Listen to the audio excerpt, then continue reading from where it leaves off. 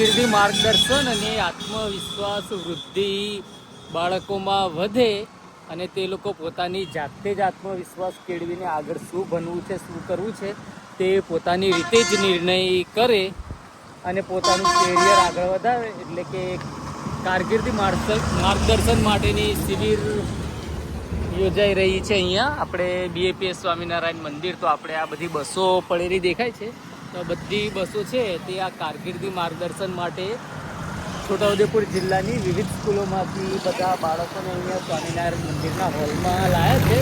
તો આપણે મંદિરે આપણે જઈશું અને કેવું છે તે તમને એનું બતાવું. તો તમે વિડીયોમાં જોડાયેલા રહે ખ્યાલ આવશે કે આ કેવી રીતે છે ને શું છે. ત્યાં બધી બસો આવી છે આજુબાજુ છોટાઉદેપુરના તાલુકાઓમાંથી. તો આ જિલ્લા આપણે બોડેલીમાં છે, બોડેલી તાલુકો છે. તો ત્યાં આ જે માર્ગ ફૂલ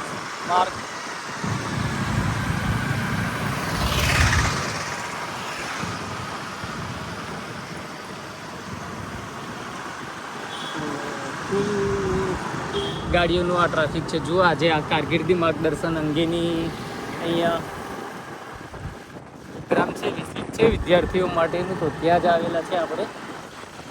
તો અંદર પ્રોગ્રામ ચાલુ છે.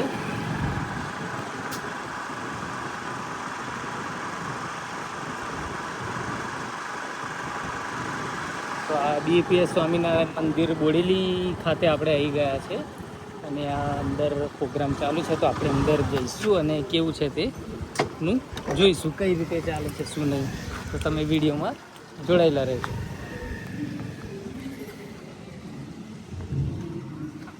આ BAPS સ્વામિનારાયણ મંદિર બોડેલી છે.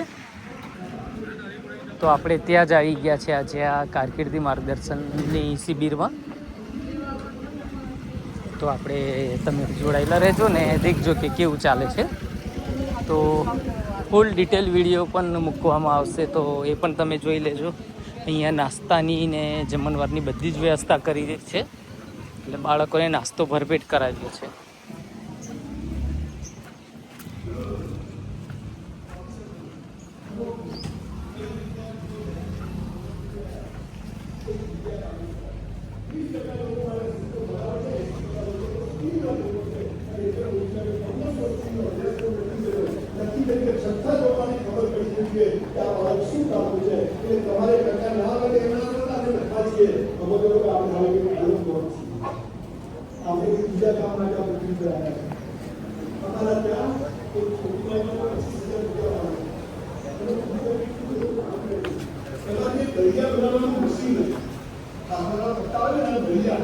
અત્યારે છોકરી પાસે ગાડી છે, 15 મશીન છે અને આખા અમદાવાદના પાણીપુરી વાળાને છોકરી દરિયા આપવા જાય છે. બોલો ભણવાની જરૂર ખરી? ભણવાની વેલ્યુ છે, પણ 80% 70% ઉપર આવે તો ઓછા આવે તો બીજું કામે લાગી જજો. નાનું કામ કરજો, પણ એ કામ તમને બહુ સંતોષ આપશે ને પૈસા આપશે. છેલ્લી વાત બોક્સ કહીને મારી વાત પૂરી કરું છું, જેથી આખી વાત વસ્તુ લોકોને પૂરી થાય. પહેલું છે તો આપણે કરવાનું. બોલો એટલે આ જીવનસાથી માટે ટાઈમ બગાડવાની જરૂર ખરી? આપણા ભગવાનના જે મળે એ કોઈ નહીં જોવા, જે બધું થાય છે શું કરવું અને મહેનત બેસ્ટ કરવાની, પરિણામ જે આવે એના માટે ખુશ કરવાનું. ધર્મ આપણે કહે છેલ્લું છે મોક્ષ. કયા મતદાન છે અલ્લાહ પૂછશે કે તે શું કર્યું, અથવા આપણે ભગવાન પૂછે કે તારે મોક્ષ જોઈએ છે, તો હું તમને સાહેબ સરસ વાત કરું કે મોક્ષ કોને કહેવાય. સરદાર વલ્લભભાઈ પટેલ, દેશનો ગૃહમંત્રી, મરવા પડે ને ખિસ્સામાં 275 રૂપિયા હોય અને એ એમની દીકરીને કે હું મરી ગયું તો 275 રૂપિયા સરકારમાં પાછા આપી દે છે અને તોય આપણા મોદી સાહેબ 3000 નું સ્ટેચ્યુ ઓફ યુનિટી બનાવે ને, આને મોક્ષ કહેવાય. ગાંધીજી આનું ધોતિયા લઈને કીધું નહીં અને આ ભારતમાં એવું કે કીધું નહીં જેમાં ગાંધી ના હોય. હવે દીકરા દીકરીઓ તમને મોક્ષ અપાવવાની વાત, કોઈ પાપ પુણ્ય નથી, બધું બનાવવાની વાતો છે. ઉપર સ્વર્ગ છે ને સ્વર્ગમાં અપ્સરાઓ છે, દુનિયાની ઓછી છે. ઉપર બધું મળે નહીં મળે, કોઈ મળેલો ઉપરથી આવ્યો નથી, જીવતો આવ્યો નથી. પણ આ જીવન કેમ જીવાય તેની વાત કરું. તમારે પૈસા કમાવા તો બેસ્ટ કરવાનું, સાથે આ મોક્ષ વાળી વાત સુધી યાદ રાખવાની કે કાલે ભગવાન મને પૈસા આપે તો એક કામ કરીશ કે મારી પાસે 25-50 હજાર રૂપિયા ભેગા થાય અને મારે પટેલ જેવો, જનક રાજા જેવો મોક્ષ જોઈએ, ગાંધી જેવો, તો શું કરવાનું? આપણા કુટુંબ સમાજમાં બોડેલીમાં નજર કરવાની કે આપણાથી આપણા સમાજમાં કોણ દુઃખી છે, કોઈ દીકરી, એને મદદ કરવાની. અને આ તમે મદદ કરશો ને કોઈને કહેવાનું નહીં તો તમને મોક્ષ મળી જશે. એટલે આપણી જે બહેન દીકરી કુંવાસી છે એને મદદ કરો. આ ભાવના રાખજો. મને આ નથી પૈસા, પણ આજથી નક્કી કરજો કાલ ભગવાન પૈસા આપે તો મારે આ થેન્કલેસ જોબ કરવી. બોલો પહેલું છેલ્લું આપણા હાથમાં ખરું કે નહીં? બીજું ભગવાનના હાથમાં ખરું કે નહીં? બેસ કરવાનું, પરિણામ એના હાથમાં. જે મને જે પડી જાય એના હાથમાં. આપણે ટાઈમ બગાડવાની કેરિયર. અને અત્યારે બી કોઈ છોકરા છોકરીને આમાં હોય ઈલું તો હાજર રાખીને દઈ દેજો. એને હમણાં પણ કે 25 વર્ષ પછી આવે 50,000 કમાઈએ પછી મધર ટેરેસા બી બની શકાય. પહેલું છેલ્લું આપણે કરવાનું, બીજું ત્રીજું ભગવાન પર છોડી દેવાનું. હવે ફરીથી પાછા બરોડા કૃષ્ણ ભગવાને મને કહ્યું એ તમને કહું, મેં કોઈ મજા નથી કે કેમ બધા તીર દીધેલા કે આ બે કોઈ કરતું નથી, બધા આ બે જ કરે અને આ બે કોઈ નથી કરતું, આ બે કરે. આજથી આપણે ધર્મ અને મોક્ષ માટે મહેનત કરશું. પૈસા કમાવાને જીવન સાથી ભગવાનના હાથમાં છે, પણ બેસ્ટ કરીશું અને લગ્ન થઈ જાય એટલે બેસ્ટ જીવીશું. પછી જે થાય દેખા જાય. बोला हमें अपनी बात साथी कि तू करता वो है जो तू चाहता है, फिर होता वो है जो मैं चाहता हूँ. तू करने लगो जो मैं चाहता हूँ, फिर देख होगा वो जो तू चाहता है.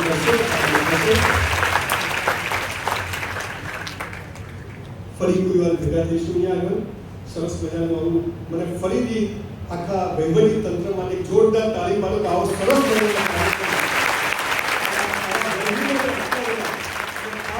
શિક્ષકો માટે કાર્યો મારો કે જે તમને લઈ આવ્યા છે.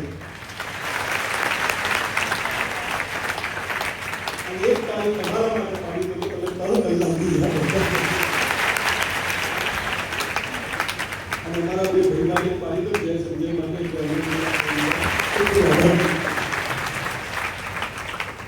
હમણાં અમે વૃક્ષારોપણ કર્યું. એક તો આ વિસ્તાર આમે ગ્રીન, એમાંય મને માહિતી મળી. હું વાંચતો તો છોટા ઉદેપુર વિશે ખબર પડી કે કેટલા લાખ નવા વૃક્ષો બનાવવાનો સંકલ્પ કરી દેવામાં આવ્યો છે આ વિસ્તારની અંદર. આટલી સરસ હસ્તકળા ને બધું તો છે જ, કુદરતની મહેરબાની એ છે. એક સમય એવો આવે કે ભાઈ લોકો ખાસ જોવા માટે આવશે આ વિસ્તાર. મેં કીધું ને ચેમ્પિયનો અહીંથી પેદા થશે. મેં તમને સ્પોર્ટ્સના ચેમ્પિયનની વાત કરી. એવું થોડું જરૂરી છે કે સ્પોર્ટ્સના ચેમ્પિયનો જગતની અંદર કામ કરે. બે પ્રકારના ચેમ્પિયન જોશે ને. મકાન બનાવવાવાળા પણ જોશે હાથમાં પથ્થર ઉંચકીને, અને મકાનનો નકશો બનાવવાવાળા પણ જોશે કે જે નકશો બનાવે તો પથ્થર ઉંચકીને એ મુજબનું મકાન તૈયાર કરી દે. આ બંને પ્રકારના ચેમ્પિયનો આપણને જોશે. આપણે જે સંસ્થાની અંદર આ હોલમાં છે ને ઘણા બધા ફોટા છે પ્રમુખ સ્વામી મહારાજના. ગોંડલમાં મેં એકવાર એમની પાસે એક સરસ વાક્ય સાંભળ્યું, હું નાનો હતો ત્યારે. એજ્યુકેશન, શિક્ષણ 3 Hનું હોય છે: હેડ, હેન્ડ એન્ડ હાર્ટ. હેડ માથું, બુદ્ધિનું શિક્ષણ. હેન્ડ શ્રમ, મહેનતનું શિક્ષણ. એન્ડ હાર્ટ લાગણી, સંવેદના. આ દુનિયામાં આપણે નથી, આપણા સિવાય બીજા પણ છે, એનું ભલું કરીને જીવવાનું છે, એ સંસ્કારનું શિક્ષણ.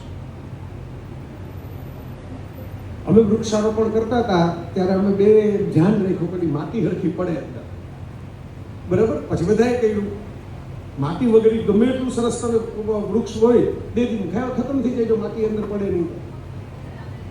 તમે હવે એવું નક્કી કરો કે આ તો મોટો પ્રોગ્રામ છે ને મોટા મોટા કાર્યક્રમ 10,000 લોકો ભેગા થયા છે અલગ અલગ ગામમાંથી, તો સોનાની થાળીમાં આપણે વૃક્ષારોપણ કરાવીએ તો સોનાની થાળી ઝગઝગાટ ચમકે. પણ તમને મને બેન ખબર છે કે એમાં એક દોરો પણ ફૂટે નહીં નવો, એક કોટો નવો ફૂટે નહીં, એક પાંદડું નવું ફૂટે નહીં. પ્રેશર આવે ને તો જ નવી દાળ ફૂટે. એ કુદરતનો કાનૂન છે, જય વસાવડાનો નહીં. એટલે પ્રેશરને વેલકમ કરો લાઈફમાં. આત્મવિશ્વાસ વધી ગયા પછી પણ કામ કરવા જશો તો દબાણ આવશે, પ્રેશર આવશે. જે લોકો પ્રેશર હેન્ડલ કરી શકે છે એના જ ગીત ગવાય છે, એના જ ફોટા પડે છે, એની જ આસપાસ ભીડ થાય છે. જે પ્રેશર હેન્ડલ નથી કરી શકતા એ ટોળામાં ખોવાઈ જાય છે. Pressure is precious. સોનું મોંઘું છે, ચાંદી મોંઘી છે, પ્લેટિનમ મોંઘું છે, હીરા મોંઘા છે, મોતી મોંઘા છે. આ એકેય મોંઘી વસ્તુ ભગવાને ત્યાં નથી બનાવી જ્યાં દબાણ ન હોય. મોતી દરિયાના દબાણની નીચે આવે છે.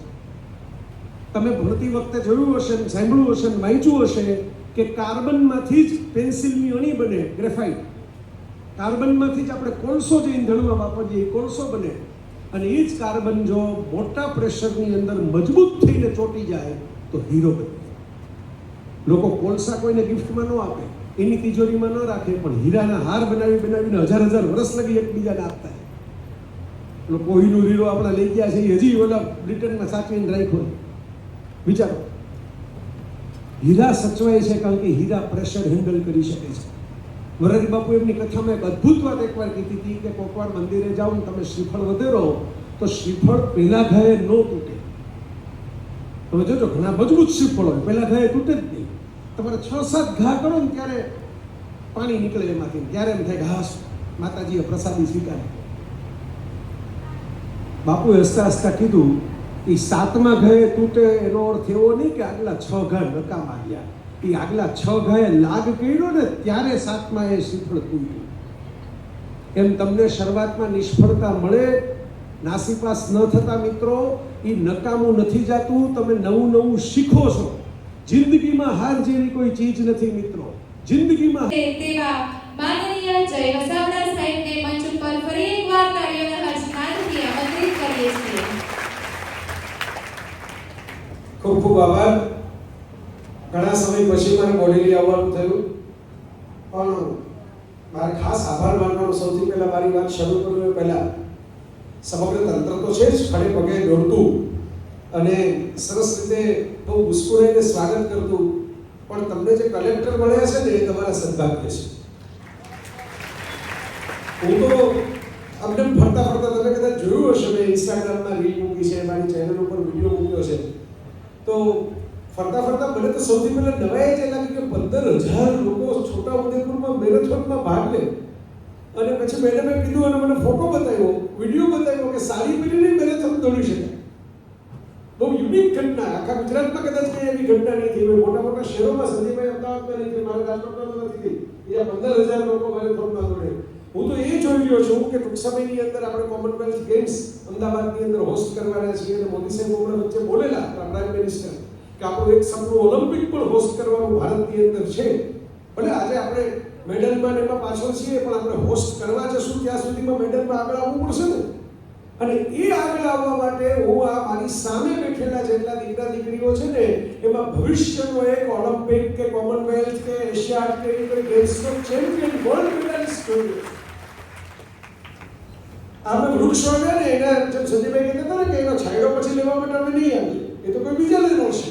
આપણે જે વૃક્ષ પોતીને નીચે ગાડી, સાયકલ ને સ્કૂટર ને પાર્ક કરી દઈએ કે આપણે પોતે 2 મિનિટ ઉભા રહી જાય છાંયો છે એમ સમજીને, એ આપણે નથી વાવ્યા, તો કોઈ કેમ આવ્યા છે? આપણે એના છાંયડામાં છીએ. એમ અત્યારે આ વાવેતર થઈ રહ્યું છે આ વિસ્તારની અંદર સ્પોર્ટ્સ કલ્ચરનું. એટલે મને બહુ આશા છે કે તમારી પાસે જીન્સ પડેલા છે, તમે આ માટીના સંતાનો છો, તમારી પાસે નોર્મલ મારા જેવા માણસો પાસે હોય એના કરતાં વધારે ગતિ, શક્તિ, સ્ફૂર્તિ છે. અને એનો તમે જો ઉપયોગ સરખી રીતે કરશો તો એક દિવસ એવો દૂર નથી કે ગુજરાત પાસે હજી સ્પોર્ટ્સનું કલ્ચર ઓછું છે અને સમગ્ર છોટાઉદેપુર વિસ્તાર પાસે એક ઇન્ટરનેશનલ લેવલનો એક શું કહું એકથી વધારે ઇન્ટરનેશનલ લેવલના ગોલ્ડ મેડલ. કારણ કે આપણા જિલ્લા જેવા કેટલાક દેશો છે જે ભાગ લેતા હોય છે. આપણે તો કેટલાક 2-3 જિલ્લા ભેગા કરો તો દેશની નહીં નાના.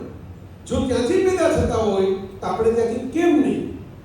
એ વિઝન, એ દ્રષ્ટિ, એ આત્મવિશ્વાસ, એ કોન્ફિડન્સ કે એ કરી શકે તો હું કેમ ન કરી શકું? આફ્રિકાના કોઈ ખૂણા ખાચરાના એ જંગલ વિસ્તારમાં મોટા થયેલા લોકો છે, એમની સુવિધાઓ નથી મળી. એ એવા છે, તમે જો કદાચ બધાને જીવન ચરિત્ર વાંચ્યા હોય તો કોઈ ચામડાના ચીથરાના બૂટ પહેરીને દોડતા હોય. જો ત્યાંથી મોટા ભાગની આજે તમે ટીમ જોશો તો મોટા ભાગના એથ્લેટ કે ચેમ્પિયન જોશો તો એની અંદર આગળ નીકળેલા છે. તો આપણા વિસ્તારમાંથી ન શું કામ નીકળે? નીકળશે જ નહીં, નીકળશે અમે જશું. એનું નામ આત્મવિશ્વાસ, એ આપણો કોન્ફિડન્સ છે કે અમે શું કામ ન કરી શકીએ.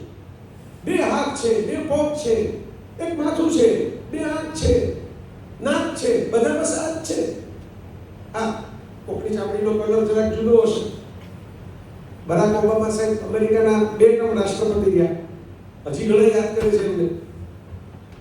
તો આ ઓબામા સાહેબ છે, એમની ચામડીનો કલર તો કાળો હતો, તમને સંજયભાઈ જે ફેર એન્ડ લવલીને યાદ કરતા હતા 14 દિનો મેં ગોરાપન કા અહેસાસ, તો આપણે એમને ક્રીમના ડબલા ભેટ આપી આવીએ તો કાળામાંથી ગોરા ન થઈ જાય 14 દિવસમાં.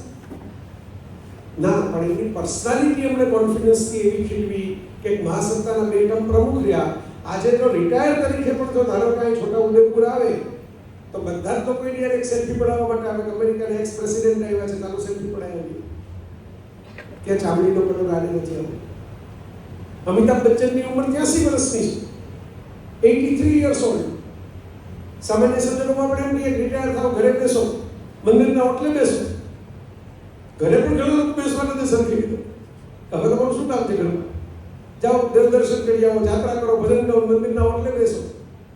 આજે આખા વર્ષની અંદર બીજા કોઈ કરોડપતિ તરીકે પૈસા કમાય કે ન કમાય, બચ્ચન તો કમાય જ છે. સૌથી વધારે મોટો ચેક તો એનો જ ફાટે છે. બીજાને પૂછે ને કે આપ ઇતની ધનરાશि का क्या करेंगे, तो कोई એમને પૂછવું જોઈએ કે આપ ઇતની ધનરાશि का क्या करेंगे.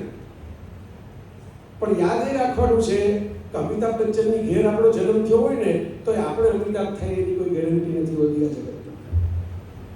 સચિન તેંડુલકરની ઘરમાં જન્મ થયો હોય ને આપણે સચિન તેંડુલકર થાય એની ગેરંટી નથી હોતી આ જગતમાં. અર્જુન તેંડુલકર અને અભિષેક બચ્ચન બે હજી સ્ટ્રગલ કરે છે પોતાની આઈડેન્ટિટી બનાવવા માટે.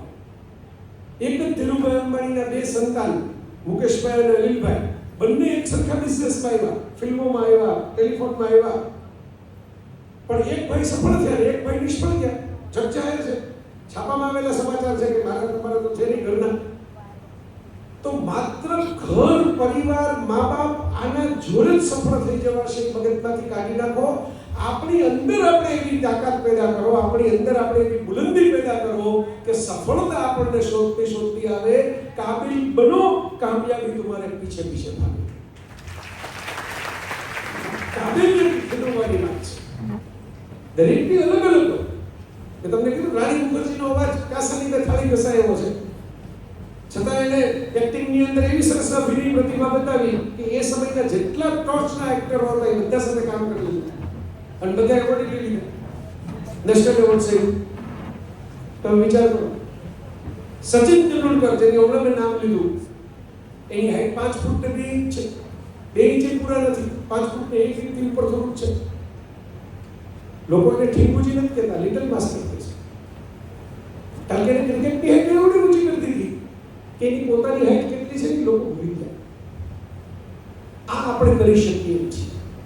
એવું નથી કે ગામ બહુ મોટું હોય, સુવિધાઓ બહુ સારી હોય તો જ આ થાય. તમે આટલી મોટી સંખ્યામાં આખા જિલ્લામાંથી ભેગા થયા છો. મેડમ વાત કરતા હતા, મને તો આ સદનસીબે મેડમનો ઇન્ટરવ્યુ કર્યો ને એને કારણે છોટા ઉદેપુર અજાયણું લાગતું જ નથી. અહીં શું શું થાય છે, શું શું બધી એચિવમેન્ટ છે, બધું પણ મોટે થઈ ગયું છે. અહીંની હસ્તકલાના એટલા બધા મેં તો શોધીને ચિત્રો મૂક્યા છે વિડીયોની અંદર પણ. અને મને મેડમ જ્યારે મળ્યા ત્યારે ટપાલ ટિકિટ લઈને આવ્યા. જ્યારે આ વિસ્તારની એક સરસ મજાના ઉત્સવની ટપાલ ટિકિટ બહાર પડી ગઈ. તમે વિચાર કરો કેવો સરસ ભગવાને આમ તમે અંદર દાખલ થાવ ને તમને ખબર પડી જાય કે આ બાકીના એરિયા પૂરા થયા ને છોટા ઉદેપુર શરૂ થયો. એવી હરિયાળી ને લીલોતરી તમે આયર્લેન્ડમાં જતા હો, સ્વિટ્ઝરલેન્ડમાં જતા હો, ન્યુઝીલેન્ડમાં જતા હો, એ પ્રકારની ફિલિંગ આવવા માંડે તમને. એવી કુદરતની મહેર છે આ માટી ઉપર. તો એની અંદર ખાલી વૃક્ષો જ સરસ થાય એવું થોડું છે, માણસો એટલા સરસ ખીલેલા મારી સામે બેઠેલા. પોસિબલ છે. થોડું વિઝન જોઈએ, થોડી નવી વાત જોઈએ, નવી ટેકનોલોજી જોઈએ, નવી દ્રષ્ટિ જોઈએ. સંજયભાઈ કેવડું મોટું સ્કિલ સેન્ટર શરૂ કર્યું હમણાં જોયું, તાજમહલ જેવું બિલ્ડિંગ છે અમદાવાદમાં. એમાં કેટલી બધા કોર્સ કરાવે છે. હું તો એકદમ ખાલી જસ્ટ ત્યાંથી નીકળો તો પહોંચી ગયો. પણ જોઈને મેં કીધું ભાઈ ગર્વ થયો. પેલા પગ મૂકે તો આમ કોકને એમ થાય 5 સ્ટાર હોટલના ફોર્મમાં આવી ગયા. અને આપણે ભાઈ કોકને પેલા ફોન કરીને પૂછ્યું કે ક્યાં આવ્યું તો તો મને કહે તમે છો ક્યાં જ છે. તો મેં કીધું આ તો હોટલનું બિલ્ડિંગ લાગે, એવું મોટું બિલ્ડિંગ છે. પણ એમણે ઊભું કરીને બતાવ્યું, એમણે કામ કરીને બતાવ્યું. ખાલી વાતો નથી કરી, એક્શનમાં મૂકીને બતાવ્યું. આ બહુ મહત્વની વાત છે. હું તમને મારા જીવનમાં જે એમણે પોતાના જીવનના કિસ્સા કીધા ને સાંભળતા મને યાદ આવવા માંડ્યા. મારા જીવનનો કિસ્સો વર્ષો પહેલા. અત્યારે તમે જીપીએસના જોડે બધા રાજાભાઈ ફોન આવે ને બધા અલગ અલગ ભૂમિકાબેનનો ફોન આવે, બધા મને ફોન કરે, પ્રવીણભાઈ ફોન કરે, બધા કે ક્યાં પહોંચ્યા. તો હું જીપીએસમાં જોઈને બધા એમ તો અહીં પહોંચ્યો પછી પહોંચ્યો ફાટક પહોંચી ગયો ઘણો વહેલો. પણ 15 મિનિટ લગી ફાટક પાસે ઊભો હતો, કારણ કે ફાટક પર ટ્રેનનો ટાઈમ હતો, હું અહીંયા આવ્યો ત્યારે. તો આ દુનિયામાં આવું મારી સાથે થાય એવું તમારી સાથે થાય. તમે પહોંચો ને ફાટક બંધ આવે. એમાં કોઈ બહુ મોટી વાત નથી. બંધ ફાટકો ખુલી જ જતા હોય છે. પણ હું કાયમ માટે મારા લેક્ચરમાં કહેતો હોઉં છું કે રીક્ષા અને પરીક્ષા એક જાય તો બીજી આવશે. એટલે તમારે ક્યારેય પરીક્ષામાં કંઈક ખરાબ પરફોર્મન્સ થાય ને તો મરવાના વિચાર નહીં કરવાના.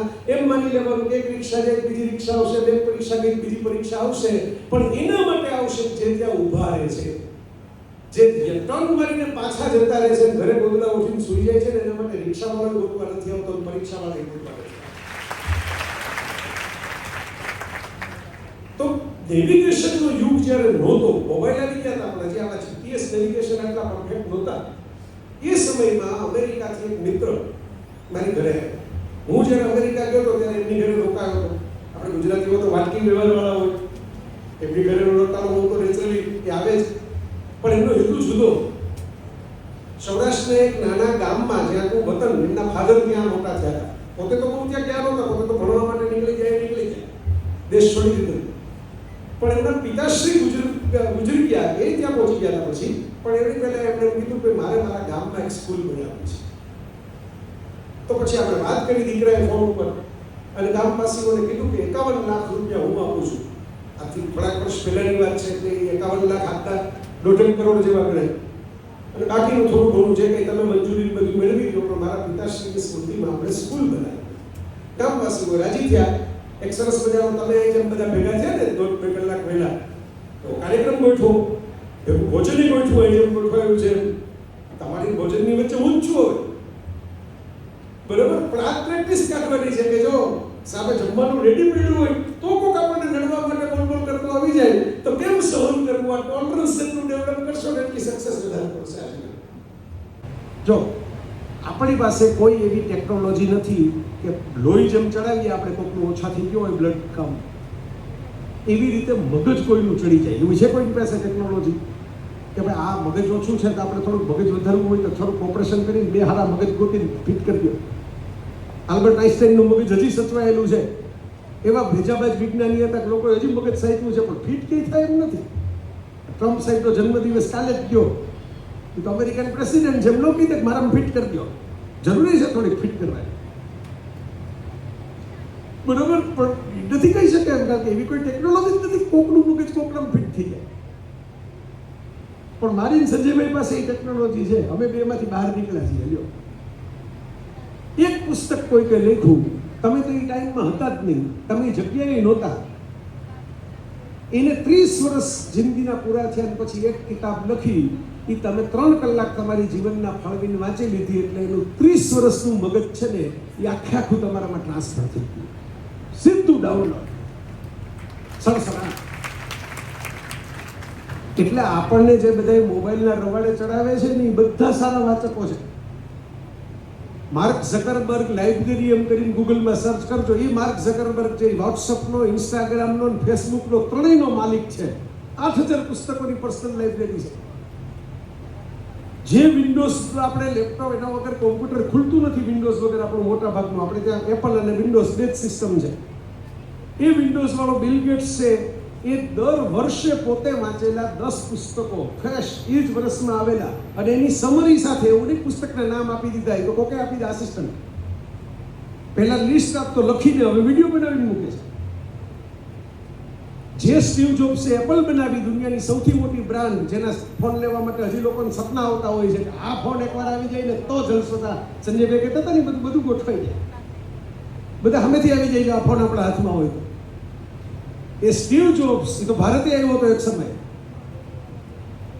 Very good reader, R for reading, વાંચો, ફ્રી છે. ગૂગલમાં તો આખી જ્ઞાનની પરબ છે. સ્કૂલ અને કોલેજનું એટલું મહત્વ નથી જેટલું તમારી અંદર રહેલા નોલેજનું મહત્વ છે. મિત્રો આ યાદ રાખજો, કઈ કોલેજમાં ભણ્યા એ લોકો યાદ નહીં કરે, નોલેજ કેવું છે ને એ લોકો યાદ રાખશે. Search for knowledge, R for reading, T for thinking, વાંચો, એના ઉપર વિચાર કરો, એન્ડ આઈ ફોર ઇનોવેશન, એમાંથી નવું શોધવાની ટ્રાય કરો કે નવું શું થઈ શકે. ડી ફોર ડિસિપ્લિન, અનુશાસન. મેં ભલભલા ટેલેન્ટેડ લોકો સંજયભાઈ જોયા છે, મેં જોયા, બહુ જીનિયસ હોય, બ્રેઇનમાં કંઈ કહેવાનું જ ન હોય, ડિસિપ્લિન ઝીરો. કોઈ પણ કામ આપો, મેં ઉત્સાહમાં આવીને કામ આપ્યા હોય, આવો ટેલેન્ટેડ માણસ, આને કોઈ લખવા નથી દેતું પુસ્તક, પછી આપ્યા પછી ખબર પડે કે હું કેમ કોઈ લખવા નહોતું દેતું પુસ્તક. અમે સંજયભાઈ ખબર છે, ગુરુ ઉપરનું પુસ્તક તૈયાર કરવું હતું, મારે જેને આપ્યું તો ગુરુ ઉતરી ગયા, પુસ્તક એનાથી પૂરું જ ન થયું. ગુરુજી 100 વર્ષ હતા, એના શતાબ્દીમાં કરવાનું હતું, શતાબ્દીમાં કરવાના પુસ્તક પછી ગુરુજી 2 વર્ષ જીવ્યા, 100 વર્ષ પછી 102 વર્ષના થયા, પણ લેખકથી પુસ્તક પૂરું ન થયું, જેને સંપાદન કરવાનું હતું ને એનાથી. એટલે મને એમ હતું કે કેટલો ટેલેન્ટેડ માણસ છે, એને આપણે આપીએ તો કેટલો બધો ફાયદો થાય. પછી ખબર પડી કે ટેલેન્ટેડ માણસો સાથે ડિસિપ્લિન જોડાયેલી હોવી ફરજિયાત નથી. ડી ફોર ડિસિપ્લિન, અનુશાસન, શિસ્ત. પતંગ ચગાવો છો કે નહીં? ચગાઈમાં કેટલા પતંગ ચગાવે છે? નથી ચગાવતા કોઈ? કઈ ચગાવતી જોવે છે કેટલા? હાલો, ભલે ચગાવતા ન હોય. પતંગ નામના પદાર્થને કોણ જોવે છે? તો ઘણા હાથ ઊંચા થયા. બરાબર? પતંગ છે ને એને દોરાથી છટકી જ જવું હોય. જો ચકતી પતંગ હોય ને આમ પવન પડે ને એટલે દોરો તમારે આમ ખેંચવો જ પડે, બરાબર? પણ દોરો કાપી નાખો ને તો પતંગ ગોથાલિયા ખાલથી નીચે આવે. તમારા ગુરુજનો, તમારા મા બાપ, તમારા હિતેચ્છુઓ, તમારા મિત્રો, આ તમારી ફિરકી છે, એની શિસ્ત થોડીક જોડાયેલી હશે ને પતંગ સાથે, તો જ પતંગ આકાશમાં ટકશે. એ દોરો કાપી નાખશો તો પતંગ ગોથાલિયા ખાતી ખાતી કોકના ઝાકડામાં ભરાઈ જશે, પણ ઉપર નહીં જાય. D for discipline, C for creativity. નવું વિચારો, કંઈ પણ નવું. બધા કરે છે એ તો આપણે કરવાનું જ છે, પણ આપણામાં શું ભગવાને મૂક્યું છે એ આપણે ગોતવાનું છે. જેમ ભાગના ડબ્બા લઈને આપણે ફરવા માટે જાય ને પિકનિકમાં, સ્કૂલમાં રિસેસમાં બેસીને પોતાના ડબ્બા ખોલીને ખાય. કોકના ડબ્બામાં થેપલું હોય, કોકના ડબ્બામાં રોટલો હોય, કોકના ડબ્બામાં શાક હોય, કોકના ડબ્બામાં અથાણું હોય. બધા ડબ્બા એક જ સરખા કોઈ દી હોય જ નહીં. એમ ઉપરવાળાએ બધાને પૃથ્વી ગ્રહની પિકનિક કરવા માટે અલગ અલગ ભાગના ડબ્બા ભરીને જ મોકલા છે. પણ તમારી અંદર કયું ક્રિએશન પડ્યું છે ને તમારે ગોતીને બહાર કાઢવું પડે. પણ ઓસવાણભાઈ મીર છે, બહુ સારા ગાયક છે. મારી ભેગા અમેરિકામાં હતા ત્યારે ઓલું મન બોર બધી થનગાટ કરે, જમાનો આવી ગયો એમનો, મોટી મોટી લાખો રૂપિયાની કોન્સર્ટ થવા માંડી, દુનિયામાં ફરવા માંડ્યા. તો મેં એમને એપ્રિશિએટ કરતા, એમના વખાણ કરતા એમને મેં કીધું કે ઓસવાણભાઈ, તમારે તો 4 મિનિટના ગીતમાં ચાંદી થઈ ગઈ. ચલો ચલો, દુનિયા આખી બોલાવે, બધે મનબોર બધી થનગાટ કરેલી કોન્સર્ટ થાય, તમને દીકરોય આવી ગયો, સરસ ગાય છે. ત્યારે ઓસવાણભાઈએ બહુ સરસ જવાબ આપ્યો હતો કે જયભાઈ, 4 મિનિટમાં દુનિયાએ જોયું કે આપણું ગળું કેવું છે, બાકી મને તો અહીં પહોંચતા 4 દશકા થયા છે, એમને નથી પહોંચાડવું. કેટલા રિયાઝ કર્યા, કેટલા તબલા વગાડ્યા, કેટલું ગાયું. 15 વર્ષ લગી મોરારી બાપુની કથામાં ગાયું. બાપુની નજર પડી ગઈ હતી, બાપુએ કીધું તમે આવો અને અહીં ગાજો. ત્યારે કોક આપણને જ્યારે ચાન્સ આપે, હવે એમને સંજય ભણસાલીએ બોલાવીને કીધું કે તમારે ગુજરાતી ગીત ગાવાનું છે, ત્યારે એમ કીધું હતું તો ઉભા રહ્યો, ગળું હરખું કરીને આવું, હું સરખું મોઢું ધોઈને આવું, હું કાલ આવું, હું પહેલાં તૈયારી કરી લઉં, હું પહેલાં રિહર્સલ કરી લઉં. એવા ચાન્સ કોઈને મળતા નથી. 15 વર્ષના વૈભવ સૂર્યવંશીને અચાનક ઉઠાડીને કોઈ કહી દે છે કે કાલ તારે રમવાનું છે, અને એમાં જો એ સિક્સરો મારી જાય ને તો એને ઇન્ડિયન ક્રિકેટ ટીમમાં રહેવામાં આવે છે. અમારા બેયના બેન કેવા ભાવથી પરિચય આપતા હતા. મેં સંજયભાઈની બાજુમાં ઊભા કીધું, મેં કીધું સૂર્યકુમાર યાદવે વનડેનો વર્લ્ડ કપ જીતાડી દીધો, પણ રમી નો સહી ટીમમાંથી કાઢી દીધો. એવું કીધું જોયું તો કે જેને વર્લ્ડ કપ જીતાડી દીધો, વર્લ્ડ કપ વિજેતા કેપ્ટન, એના પછીની સિરીઝમાં ટીમમાં જ નથી. પરફોર્મન્સ કરશો ને મિત્રો તો તમારી જગ્યા વૈભવ સૂર્યવંશીની જેમ 15 વર્ષે થઈ જશે. અને પરફોર્મન્સ નબળું પડશે ને તો હાથમાં કપ લીધેલા કેપ્ટન હશો ને તોય કોઈક ખસેડીને બીજું આવી જશે. આ દુનિયાનો નિયમ છે, આ દુનિયાનો ધારો છે પરફોર્મન્સ. ઓલી જે પંક્તિઓ હું તમને સંભળાવતો હતો ને એનો આગળનો સ્ટાન્ઝા છે. ડીસીપીમાં પી, પરસિસ્ટન્સ. એક વખત હાથમાં લીધું એટલે મૂકવાનું જ નહીં. જો આત્મવિશ્વાસ વધારવો હોય, છોડવાનું જ નહીં. ગમે એવું થાય, ગમે એ પરિસ્થિતિ આવે, ન આવડે તો શું, તમને જો અંદરથી ખબર પડી જશે કે આ મારાથી થાય ને આ મારાથી ન થાય. પાયરેટ્સ ઓફ ધ કેરેબિયન નામનું એક પિક્ચર આવ્યું હતું વર્ષો પહેલા. એનો એક પાત્ર હતું કેપ્ટન જેક સ્પેરો, જો કોઈએ જોયું હોય તો. એનો એક નિયમ હતો, એ મને બહુ કામ લાગ્યો, તમને કામ લાગશે, કે માણસે પહેલા સમજી લેવાનું કે મારાથી શું થાય અને મારાથી શું ન થાય, પછી ન થાય ને એની માથાકૂટ છોડી દેવાની, થાય ને એમાં 100% આપી દેવાની. વાર્તા પૂરી. મોરારી બાપુ આટલા વર્ષોથી રામકથા કરે છે, એ નેશનલ લેવલે ફેમસ છે, ઇન્ટરનેશનલ લેવલે ફેમસ છે. બાબા રામદેવ યોગ શિબિર કરે છે, એ નેશનલ લેવલે ફેમસ છે, એ ઇન્ટરનેશનલ લેવલે ફેમસ છે. બે એકબીજાને ઓળખે છે, મિત્રો છે. બાબાએ પોતાની કથા કરી છે પતંજલિમાં, ત્યાં બાપુ 9 દિવસ રોકાણા છે. બાપુને ત્યાં કથા હોય ત્યારે બાબા પોતે આવ્યા છે, મારી નજર સામે બનેલી ઘટના છે. બે પોતાના રોલ ફેરવી નાખે શું થાય? બાપુ તો હસતા હસતા કહે જ છે કે ભાઈ આપણે આ પોથીને અહીં મૂકીને કરવા સિવાય આપણે બીજો કોઈ યોગ કરતા નથી. અને રામદેવ બાબા કહે છે કે 9 દી લગી કથા સંભળાવી મારું કામ નહીં, હું 5 મિનિટ બોલીને પછી સીધું આસન કરવા પડે. વિચારજો, તમારે સમજી લેવાનું છે કે મારાથી શું થશે અને શું નહીં થાય. હવે કેમ ખબર પડે? તમે મને પૂછશો કે ખબર કેમ પડે? એ કઈ સંજય રાવલને જય વસાવડા માથે હાથ મૂકીને દેખાવા માંડે પિક્ચર? ના, જેમાં તમને કંટાળો ઓછો આવતો હોય ને એનર્જી તમારી હાઈ રહેતી હોય, શક્તિ તમારી વધારે આવતી હોય, એ થાય તમારાથી. જેમાં તમને બહુ કંટાળો આવતો હોય ને શક્તિ ડાઉન થઈ જાય ને સીધું આમ તમે આપો ભેગું જ તમે એમ કહો કે આ ગાવાનું છે, તમે કહો કે યાર ઈ છોડો આ નાચવાનું. મારા જવાન કહો કે તમે નવરાત્રીમાં આવીને ગરબા ઘણી કહે છે, મુખ્ય મહેમાન તરીકે બોલાવે તો કહે તમારે ફોટો પડાવો હોય ફોટો પડાવી લીધું, કે આમ આખું ચક્કર મારીને નહીં નાચું. એટલે મને કેમ તો મને ઉલટાનું એમ લાગે કે ક્યાં મને બોલાવ્યો. મોટા ભાગના લોકોને એમ થાય કે અંદર મફતમાં જવા મળે જ સારું. આપણને એમ થાય કે આપણને ક્યાં બોલાવ્યો, હવે પર આખું ચક્કર મરાવશે. જેમાં આપણને કંટાળો આવતો હોય ને જેમાં આપણી શક્તિ ડાઉન થઈ જતી હોય ને એ આપણાથી ન થાય. જેમાં આપણને બિલકુલ કંટાળો ન આવતો હોય ને મધરાતના 2 વાગ્યા લગી ખેંચી લેવાનું મન થતું હોય, બરાબર, એ આપણાથી તમે એમ કહો કે એ તો મને બહુ મજા આવે, મને મોબાઈલ આપી દે, તમે તો આખા ખબર જોયા કરીએ. તો આપણે ઓલો પહેલો રૂલ યાદ કરવાનો, એમાં આપણને કંઈ મળે છે કે આપણે જોઈએ એને કારણે બીજાને કંઈક મળે છે? બસ આપણને મળે એવું કરવાનું, બીજાને મળે એવું નહીં. આ પી ફોર પરસિસ્ટન્સ એટલે ખંત. તો મારા મિત્રો ઓલી પંક્તિ આગળ એમ કહે છે, બિના કામ કે દામ કેસા. કામ જ કરવાની, પૈસા કોણ આપે? મેં તો મારા જીવનમાં એવો સિદ્ધાંત રાખ્યો છે કે કામ કરવાનું, પછી પૈસા હાથને હાથ અડાડવા. એડવાન્સ પૈસા લેવાના જ નહીં. આટલા વર્ષોમાં સંજયભાઈ કોકરા જતા રહ્યા છે અમારામાં, કોવિડ આવી ગયો, માલ જ ગાયબ થઈ જાય, બરોબર, પૈસા જતા રહ્યા છે.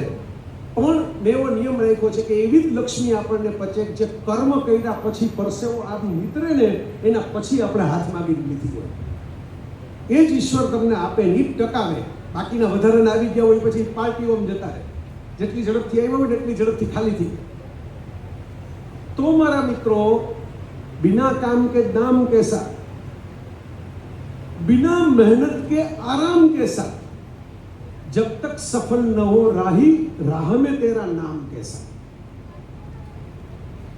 બધાને ફેમસ થઈ જવું છે, બધાને સેલિબ્રિટી થઈ જવું છે, સ્ટાર થઈ જવું છે, અમારે ફોટા છપાવવા જોઈએ, અમારો વિડીયો બનવો જોઈએ, અમારી નીચે લાઈક આવી જોઈએ. મેં તો જોયું છે 37 લાઈક આવે ને કોઈ ફોટા નીચે, એમ થાય કે ગાર્ગીબેન કલેક્ટર નથી, હું કલેક્ટર છું. મારા ફોટામાં 37 લાઈક આવી છે. લોકોને સાયકોલોજી છે, પણ એ 37 લાઈક બીજે દિવસે લોકો ભૂલી જવાના છે. તમે સમજો. પણ જો તમે કામ એટલું કશું કર્યું હોય તો એ કામ કોઈ દિવસ નિષ્ફળ જવાનું નથી. એટલે મારું કંઈક સૂત્ર છે, મેં ટ્રેડમાર્ક કરેલું હતું એક સમયે, એના પ્રોગ્રામ કરતો જયકારા નામનો. ત્યારે સક્સેસફુલ ઇઝ ઓલવેઝ બ્યુટીફુલ. સફળ હંમેશા સુંદર જ દેખાશે. સુંદર થવા માટે તમારે મેકઅપના ખર્ચા કરવા પડશે, 50 પ્રકારની મહેનત કરવી પડશે, બ્યુટી પાર્લરમાં જવું પડશે, વાળ કપાવવા પડશે, કપડાં મોંઘા મોંઘા લેવા પડશે. પણ એકવાર સફળ થઈ જશો તો તમે આપોઆપ સુંદર જ દેખાવા માંડશો. આ થંબ રૂલ છે. કોઈ પણ ક્ષેત્રમાં તમે અધ્યાત્મમાં સફળ હો, તમારા પોસ્ટર બનશે.